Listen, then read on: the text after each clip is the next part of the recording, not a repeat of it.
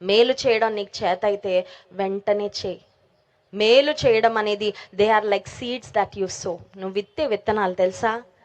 మీరు అలయక మేలు చేస్తే తగిన కాలమందు పంట కోస్తారని దేవుని వాక్యంలో వ్రాయబడింది. మేలు చేయటం ఎందు నీకు ఆసక్తి ఉందా, లేదంటే పోస్ట్ పోన్ చేస్తా ఉన్నావా?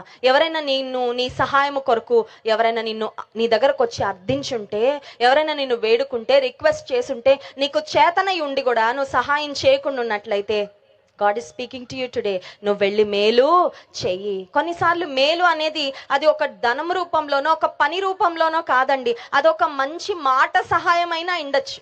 కొంతమంది దగ్గర they have all the information, they have all the resources, they have all the wisdom, they have all the details needed, but they do not open there mouth to help. వాళ్ళకి జ్ఞానం ఉంటుంది, అనుభవం ఉంటుంది, అన్నీ తెలుసు, ఒక్క మాట చెప్పడానికి కష్టమైపోతా ఉంటుంది.